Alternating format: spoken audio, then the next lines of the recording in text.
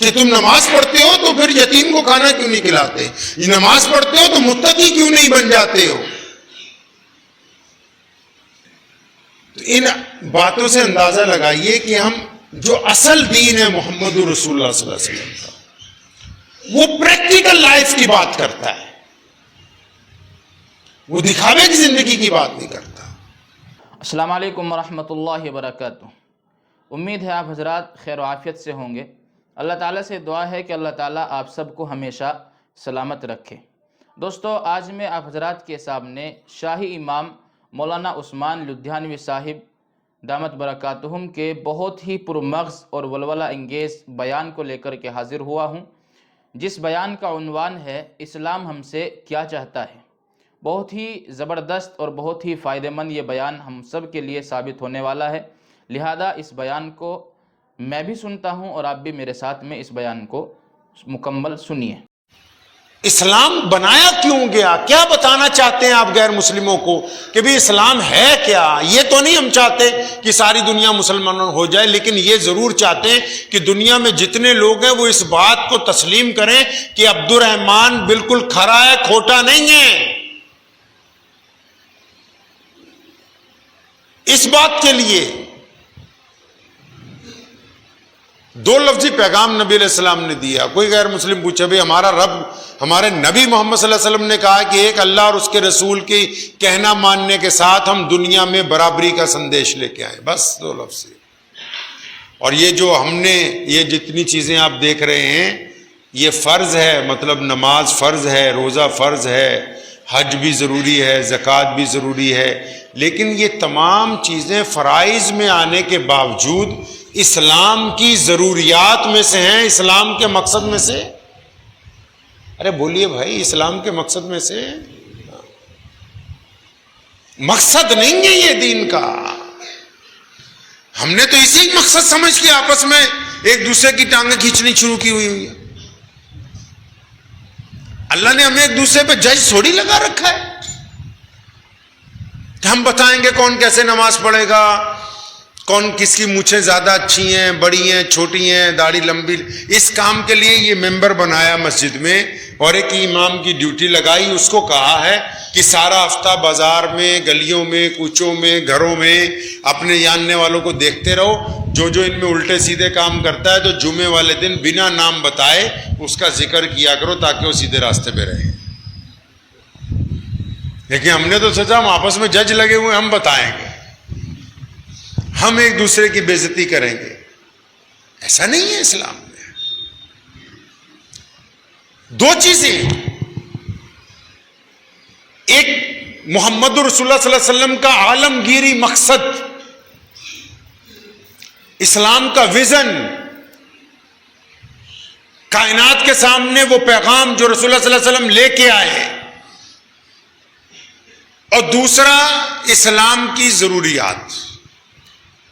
سادگی سے سمجھیے، اگر یہاں قالین نہیں بچھاتے، آپ لوگ ایسے ہی بیٹھ جاتے، تب بھی یہی بات ہوتی کہ نہیں ہوتی؟ ہو جاتی۔ یہ کرسی نہیں لگاتے، ہم کھڑے ہو کے بات کرتے، تب بھی یہی بات ہوتی۔ مائک نہیں ہوتا، تب بھی یہی بات ہوتی۔ تو پتہ یہ لگا کہ یہ تو ساری چیزیں ضرورتیں ہیں، یہ قالین، یہ پنکھے، یہ اے سی، یہ مصلی،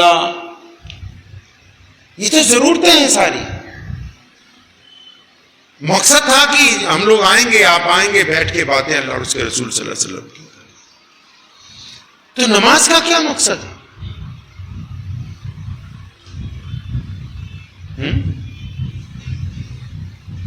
اب بعد میں کہ تمہیں نہ پکڑ لے کہ ایسا مولوی لے آیا تھا کہ ہمارے پیچھے پڑ گیا ہے۔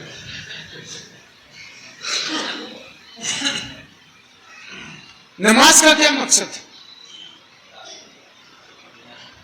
اللہ سے تعلق بڑھانا ہے۔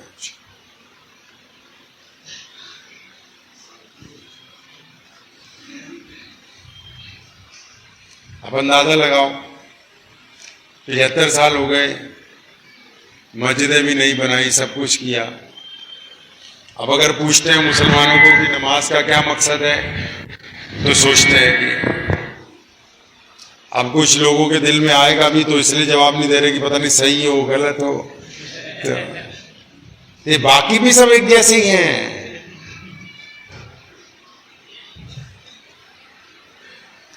نماز کا مقصد کیا ہے پتہ نہیں. مسجد کیوں بنائی؟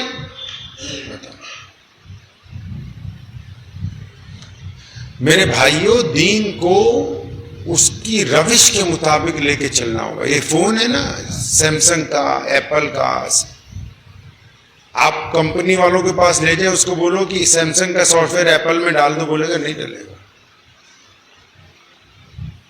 بولے ایپل والا اوپو میں ڈال دو گا نہیں. یہ دین محمد رسول اللہ صلی اللہ علیہ وسلم کا ہے. اس میں کسی مولوی کا، کسی مسلک کا، کسی کا مزاج نہیں چلے گا. محمد رسول اللہ صلی اللہ علیہ وسلم کے مزاج سے چلے گا تو یہ چلے گا، نہیں تو نہیں چلے گا.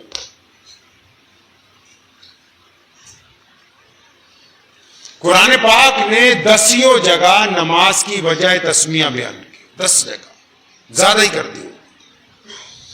لیکن ہمیں نہیں پتا، جبکہ ہم ملک کے سب سے خوبصورت صوبے میں رہتے ہیں. کہتے ہیں جہاں کے مسلمان بڑے فراخ دل ہیں.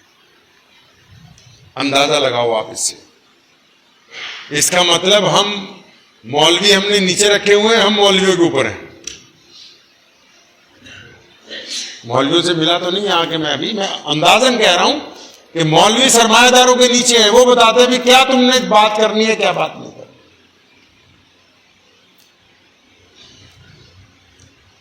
قرآن پاک کو پڑھیں، اس میں نماز کی، اب مثال کے طور پہ جس طرح یہ مسجد ہے، اگر اس میں نماز نہیں ہوگی تو مقصد ختم. بولے عمارت ہے تو مسجد نہیں.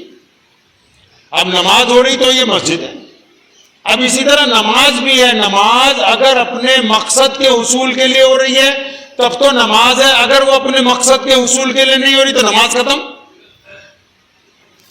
بھائی یہ تو ضرورتیں ہیں. استنجا کرنا، وضو کرنا، قبلے کی طرف منہ کرنا، امام کے پیچھے کھڑے ہونا، پاجامہ ٹکنوں سے اونچا رکھنا، کندھے سے کندھا جوڑنا، یہ تو ضرورتیں ہیں. وہ عالمگیری مقصد کہاں گیا جو محمد رسول اللہ نے حکم دیا؟ قرآن پاک نے کہا، پھر اس کا مقصد بیان کیا. آپ اپنے امام صاحب سے پوچھیں گے تو آیت ان کو پوری اچھی طرح یاد ہوگی. ان الصلاۃ تنہی عن الفحشاء والمنکر. اللہ کریم فرماتے ہیں کہ ہم نے نماز اس لیے تم پر فرض کر دی تاکہ آج کے بعد تم گندی باتیں کرنی چھوڑ دو گے اور اچھی باتیں کرنی. پھر قرآن میں ایک جگہ کہا کہ ہم نے نماز اس لیے قائم کر دی تاکہ تم متقی بن جاؤ. اب پھر قرآن نے ایک جگہ کہا ارأیت الذی یکذب بالدین فذلک الذی یدعو الیتیم ولا یحض علی طعام المسکین فویل للمصلین. فرمایا ان کی نماز تو برباد ہو گئی، ختم ہو گئی.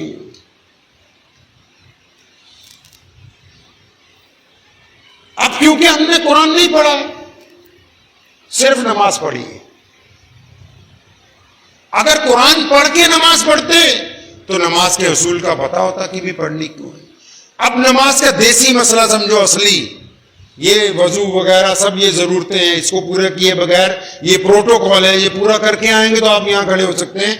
لیکن دوسرا جو اس کے پیرلر پروٹوکول چلتا ہے وہ یہ ہے کہ ایک بندہ چاہے وہ داڑھی والا ہے یا داڑھی مونڈا ہے، اگر گھر میں ماں باپ کو گالی دے کے آیا، بیوی کو تھپڑ مار کے آیا، پڑوسیوں سے بدتمیزی کر کے آیا، پھر آ کے یہ نماز کی نیت باندھ رہا ہے تو اس کی نماز نہیں ہوتی ہے.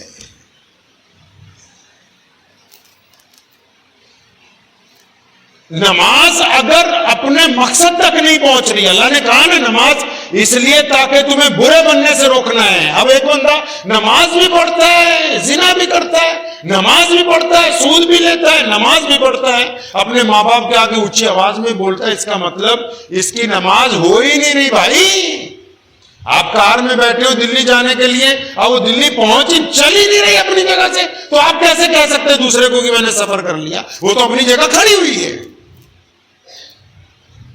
ہوئی ختم. وہ ہمارے سنی بھائی نیاز دیتے نا قرآن پاک نے نیاز دینے کے لیے کہا نا ارأیت الذی یکذب بالدین فذلک الذی یدعو الیتیم ولا یحض علی طعام المسکین فویل للمصلین. اللہ فرماتے ہیں کہ وہ نمازی جو نماز تو پڑھتے ہیں لیکن کسی غریب کے منہ میں لقمہ نہیں ڈالتے ہیں. نماز تو پڑھتے ہیں, یتیموں کی خبر گیری. اب ہم نے تو یتیم دور سے ڈھونڈ لیے, یو پی بہار بہت سے. ہاں جی, ہمارے یہاں تو کیونکہ کوئی یتیم ہوتا ہی نہیں, گجرات میں تو کوئی غریب ہے ہی نہیں, یہاں تو کوئی مسکین ہی نہیں ہے. تو ہم نے یتیم دور دور سے ڈھونڈے. ہم فون کر کے بولتے کہ اتنے کا صدقہ بھیج رہے ہیں. ارے گدھو, جو تمہارے پڑوس میں غریب آدمی, تمہارے رشتہ داروں میں, عزیز و اقارب میں, آپ کے محلے میں, چاہے مسلمان ہے یا غیر مسلم ہے, محمد رسول اللہ صلی اللہ علیہ وسلم پوری کائنات کے لیے نبی بن کے آئے, صرف مسلمانوں کے لیے نہیں بن کے آئے. آپ کے پڑوس میں ابھی ضرورت مند بیٹھا ہوا ہے, آپ اس کو نظر انداز کر کے جا کے بول رہے ہیں ہم بائی پاس پہ جا کے پیسے بانٹ کے آئیں گے. اللہ کے بندے, ان کا کون ذمہ دار ہے, ان کا کفیل کون ہے؟ قرآن نے کہا نا, یہ تو نماز پڑھنے والوں کی بات ہو رہی ہے صرف, کہ تم نماز پڑھتے ہو تو پھر یتیم کو کھانا کیوں نہیں کھلاتے؟ یہ نماز پڑھتے ہو تو متقی کیوں نہیں بن جاتے ہو؟ اندازہ لگائیے ان باتوں سے. باتیں بہت ساری ہیں لیکن ہمارے جو میزبان ہیں انہوں نے آدھا گھنٹہ ہی دیا آپ سے بات کرنے کے لیے. تو ان باتوں سے اندازہ لگائیے کہ ہم جو اصل دین ہے محمد رسول اللہ صلی اللہ علیہ وسلم کا, وہ پریکٹیکل لائف کی بات کرتا ہے, وہ دکھاوے کی زندگی کی بات نہیں کرتا. ہم پریکٹیکل لائف سے دور,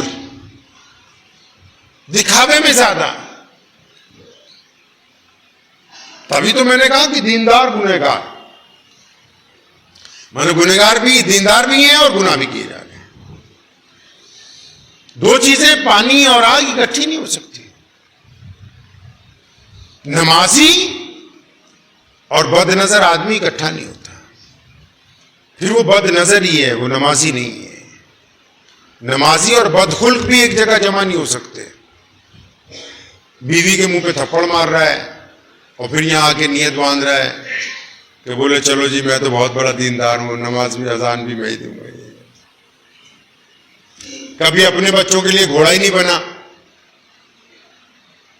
اپنے بچوں کو کبھی وقت ہی نہیں دیا, دوسرے کے بچوں کو مسجد میں جپیاں ڈال کے پپیاں لے رہا ہے کہ واہ واہ بہت اچھا ہے.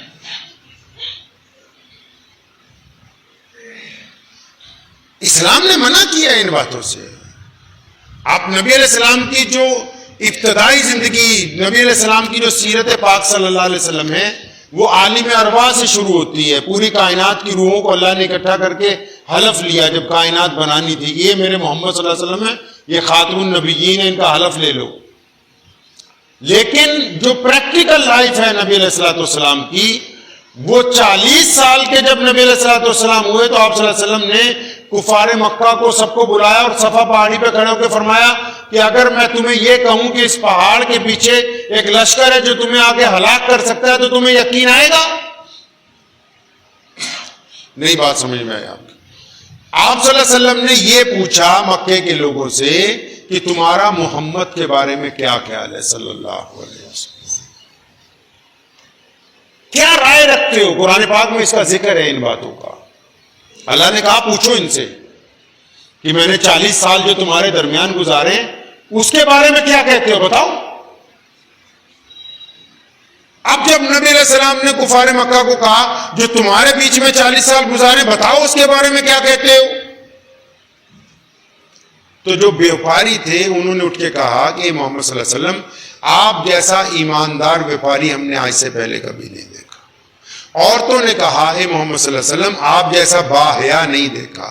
غلاموں نے کہا اے محمد صلی اللہ علیہ وسلم آپ جیسا غریب پرور نہیں دیکھا. بچوں نے کہا اے محمد صلی اللہ علیہ وسلم آپ جیسا خوش دل نہیں دیکھا. مطلب زندگی کے جتنے حصے تھے اس جس طبقے کے جو لوگ تھے انہوں نے کہا اے محمد صلی اللہ علیہ وسلم آپ جیسا تو مکے میں کوئی دوسرا. تو پتہ لگا دین کو قائم کرنے کے لیے کیا ضروری ہے, آپ کا کردار، آپ کے کپڑے، آپ کی پگڑی، آپ کی داڑھی، آپ کی اچھے لباس، اچھی گاڑیاں، اچھا گھر، اچھی کوٹھی، اچھا کاروبار، یہ آپ کے اچھے ہونے کی دلیل نہیں ہے. آپ کا اپنا ذاتی کردار جب تک اچھا نہیں ہوگا تب تک آپ اچھے نہیں ہیں.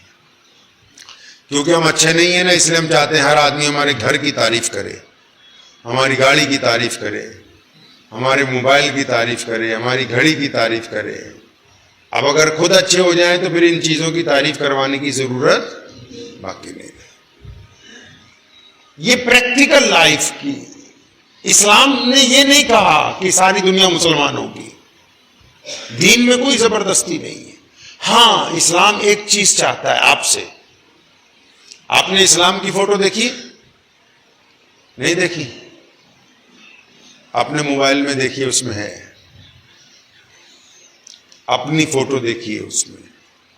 جو ہمارے غیر مسلم بھائی ہیں وہ مسجد نہیں جاتے، وہ اسلام کو جانتے ہیں. کیسے؟ کیونکہ وہ عبد الرحمان سے، محمد جنید سے، محمد شفیع سے، ان سے کاروبار کرتے ہیں، ان کے ساتھ پڑھتے ہیں، ان کے ساتھ سفر کرتے ہیں، ان کے پاس کام کرتے ہیں، یا یہ ان کے پاس کام کرتے ہیں. وہ اسلام کا اندازہ ان سے لگاتے ہیں. اگر یہ اچھے ہیں تو اسلام اچھا ہے، اگر یہ برے ہیں تو اسلام برا ہے. یہ صرف مولویوں نے نہیں طے کرنا ہے، آپ کی پریکٹیکل زندگی طے کرے کہ اسلام کیسا مذہب ہے. ایک بہت چھوٹا سا واقعہ سنا کے اپنی گفتگو کو ختم کرتا ہوں. تقریباً 7-8 سال پہلے میرے والد مرحوم شیر اسلام مولانا حبیب الرحمان لدھیانوی رحمۃ اللہ علیہ، ایک صاحب ان کے پاس آئے تو انہوں نے کہا کہ میں دین میں داخل ہونا چاہتا ہوں. ان کی عمر 20-22 سال ہو. میں ٹھیک. وہ چلے گئے. پھر 6-7 مہینے بعد آئے تو بولا حضرت میں کوشش کرتا ہوں کہ میری والدہ بھی دین میں آ جائے. تو اس کو کچھ باتیں بتائی، کچھ سمجھایا، چلے گئے. پھر جب 6-7 مہینے بعد آئے تو خوش تھے، کہنے لگے میری والدہ دین میں آ گئی، اب والد رہ گئے. تو ان کو کچھ اور باتیں سمجھائی، چلے گئے. تو 2 سال بعد جب وہ آئے تو انہوں نے مٹھائی لائے کہ حضرت میرے والد بھی آ گئے لیکن معاملہ بڑا عجیب ہوا. میں کیا ہوا عجیب معاملہ؟ تو کہنے لگے کہ ہم ڈرتے ڈرتے ہم نے کبھی اپنے والد کو کہا ہی نہیں کہ میں اور میری والدہ اسلام میں آ گئے. تو کہنے لگے ایک دن اچانک ہم نے رات کو فیصلہ کیا، میری ماں نے اور میں نے، کہ آج کہہ دیتے ہیں. تو کہتے ہیں کہ میں نے اور میری ماں نے جا کے کہا کہ ایسے ایسے ہم لوگ دین میں آ گئے تھے، آپ بھی اگر آ جائیں کلمہ پڑھ لیں. تو کہتے ہیں کہ انہوں نے میری باتیں سنی، میری ماں کی باتیں سنی، تو کوئی جواب نہیں دیا اور ہمیں کہا کہ اچھا صبح تک انتظار کرو. تو اتنا کہہ کے وہ اپنے کمرے میں چلے گئے. اندر سے انہوں نے کنڈی لگا لی. ہم ماں بیٹا بڑے پریشان ہوئے کہ کہیں معاملہ خراب نہ ہو جائے. تو کہتے صبح دروازہ کھلا تو وہ غسل کر کے تیار تھے. تو ہمیں کہا کہ چلو تمہارے ساتھ چلتے ہیں، کلمہ پڑھ لیں گے. تو کہتے میں نے اپنے ابا سے پوچھا کہ یہ اتنی سی بات رات اگر کہہ دیتے، ساری رات ہم پریشان ہوئے، تو رات بھر کیا کرتے رہے؟ تو گوگل پہ اسلام کو پڑھتے رہے یا کوئی کتاب پڑھی؟ تو اس بندے نے جو بات کہی وہ آپ کو سنانی. تو کہا بیٹا مجھے تو موبائل اتنا چلانا نہیں آتا، نہ ہی میں نے کوئی کتاب پڑھی ہے. میں جس گاؤں میں کا رہنے والا ہوں تو میرے پڑوس میں ایک محمد شفیع نام کا مسلمان رہتا تھا. ہم دونوں اکٹھے بچپن میں اسکول پڑھنے گئے، تو 10th کلاس تک اکٹھے پڑھے، پھر کالج بھی اکٹھے گئے، پھر سرکاری نوکری بھی اکٹھے لگ گئی، ریٹائرمنٹ بھی اکٹھے ہوئی. تو کہنے لگے رات جب تم دونوں نے بتایا کہ ہم ماں بیٹا اسلام قبول کر چکے تو مجھے ایک دفعہ غصہ بھی آیا، لیکن پھر میرے دل نے کہا کہ اچھا سوچتا ہوں. تو کہنا میں کنڈی لگا کے لیٹ گیا. تو میں نے اسکول کے وقت سے سوچنا شروع کیا کہ محمد شفیع نے کبھی بے ایمانی کی ہے، کبھی میرے ساتھ ٹھگی ماری ہے، کبھی میرے ساتھ جھوٹ بولا ہے، کبھی میرے ساتھ ہیرا پھیری کی ہے. تو کہنے لگے بیٹا تم مجھے جتنا مرضی سمجھاتے میں تمہاری بات نہیں مان سکتا تھا. اگر شفیع ایماندار نہیں ہوتا تو میں کلمہ نہیں پڑھتا. اگر وہ کہیں نہ کہیں بے ایمانی کر جاتا زندگی میں تو تم مجھے جتنا مرضی سمجھاتے میں تمہاری بات نہیں مان سکتا. تمہیں نہیں. میں نے اپنے اس دوست کی زندگی کو پڑھا. اب جب میں نے سوچا کہ وہ ایسا ہے تو ان کے نبی صلی اللہ علیہ وسلم کیسے ہوں. تو اس بات کو ذہن نشین رکھیں کہ ہمیں میں سے ہر ایک کو کوئی نہ کوئی دیکھ رہا ہے. کوئی نہ کوئی آپ سے راستہ بھی تلاش کر سکتا ہے. کچھ نہیں ہوگا تو کسی کے ذہن میں اسلام کے لیے بدگمانی ہوگی تو وہی ختم ہو جائے گی. میرے والد شیخ اسلام مولانا حبیب الرحمن لدھیانوی رحمۃ اللہ علیہ جب کرونا آیا تو سامان بانٹتے تھے لوگ, تو ہم سب کو بلایا مسجد میں, تو فرمایا کہ سامان بانٹیں گے. تو میں نے کہا ٹھیک ہے. فرمایا نہیں ایسے نہیں ٹھیک, سنت کے مطابق بانٹیں گے. تو ہم نے پوچھا حضرت سنت کیا ہے؟ فرمایا بس ایک ہاتھ سے دو تو دوسرے ہاتھ کو پتہ نہ لگے. پھر باقاعدہ اخبار میں بیان دے دیا کہ جن لوگوں نے بنا تصویر کھنچوائے, بنا اپنی فوٹو دکھائے, بنا نام بتائے سامان لینا ہو تو اس نمبر پہ فون کرو بس. اب روزانہ 700-800 فون آتے تھے. سامان رات کو تقسیم کرنے جاتے تھے. سامان تو سب نے بانٹا, آپ نے بھی بانٹا ہوگا, لیکن سنت کا کیا فائدہ؟ اب رات کو سامان بانٹنے جاتے تھے, کوئی پوچھ لیتا تھا غیر مسلم کہ بھئی رات کو کیوں آئے ہو, تو کہتے تھا دینے والا کہ ہمارے محمد صلی اللہ علیہ وسلم چاہتے ہیں کہ آپ کی سیلف ریسپیکٹ قائم رہے, اور آپ کسی کو یہ مت کہیے کہ آپ کے پاس سامان آیا, یہ اللہ کی طرف سے ہے, آپ کا حصہ تو آپ تک پہنچ گیا. مسلمان کے لیے دنیا کچھ نہیں, دین ہی ہماری دنیا ہے. جو ہمارے معاملات ہیں کاروبار کے, تعلقات کے, رشتہ داری کی, وہ دین کے دائرے میں ہی ہیں, دنیا میں نہیں ہے. تو وقت بھی ہو گیا ہے, تو میں امید کرتا ہوں کہ ہم لوگ پازیٹیو چلنا شروع کریں گے انشاءاللہ. قطرے قطرے سے سمندر بنتا ہے, ایک دن میں تبدیلی نہیں آیا کرتی. آپ دوسروں کو سدھارنے کی بجائے خود ارادہ کر لیں کہ مجھے خود ایک آئیڈیل, دکھاوے کے لیے نہیں. دکھاوا بڑا خطرناک ہے بھائی, اتنا خطرناک ہے دکھاوا کہ آپ نماز پڑھ رہے ہیں اور کوئی مسجد میں آ گیا اور آپ نے اس لیے سجدہ لمبا کر دیا کہ شفیع کو بھی پتہ لگ جائے, تو مولانا نے لکھا ہے کہ وہ سجدہ نہیں ہے, یہ حرام ہے, وہ سجدہ نہیں ہے. اب کیونکہ سجدہ اللہ کی شان کے لیے ہے, وہ اللہ کو ہی جچتا ہے. اب جب دوسرے کو دکھانے کے لیے لمبا کیا تو یہ سجدے کے حکم سے نکل گیا, ختم, وہ نماز نماز سب ختم ہو گئی. دکھاوا اتنی بری چیز ہے. اچھے آئیڈیل انسان بنیے اور اس کی ابتدا اپنے گھر سے کریں. گھر سے کریں گے انشاءاللہ. گھر میں کس سے کریں گے؟ خود سے ہی کرنا ہے. کہیں بولے امی ابا پہلے تمہیں سدھاریں گے, پھر وہ نہیں تو بولے بیوی کو سدھاریں گے. خود آپ اس کوشش میں لگ جائیے کہ اللہ کریم آپ کے ذریعے اگر چند لوگوں تک بھی یہ بات پریکٹیکلی پہنچ گئی عملی طور کے اوپر, تو آپ دنیا میں بھی کامیاب ہیں اور آخرت میں بھی کامیاب. اور اگر صرف آپ یہی چاہتے ہیں, جس طرح آج کل رواج ہے اب پورے دیش میں, کہ بس لوگ ہماری تعریف کریں, تو وہ ساری تعریفیں یہیں رہ جائیں گی, کیونکہ تمام تعریفیں صرف اللہ کے لیے ہیں اور کسی کے لیے ہے نہیں ہے. دعا کیجیے اللہ کریم مجھے بھی اور آپ سب کو بھی ان باتوں پہ عمل کی توفیق عطا فرمائے. دوستو, امید ہے یہ بیان آپ حضرات کو بہت پسند آیا ہوگا. اگر آپ حضرات کو یہ بیان اچھا لگا ہو تو اس بیان کو اور اس ویڈیو کو لائک کیجئے اور شیئر کیجئے, اور کمنٹ کر کے ہمیں ضرور بتائیے, اور ہمارے چینل قاسمی ریئیکٹ کو ضرور سبسکرائب کیجئے, اس لیے کہ اس طرح کی مزید ویڈیو آپ اس چینل کے ذریعے سے قاسمی ریئیکٹ کے ذریعے سے حاصل کر سکتے ہیں انشاءاللہ تعالی.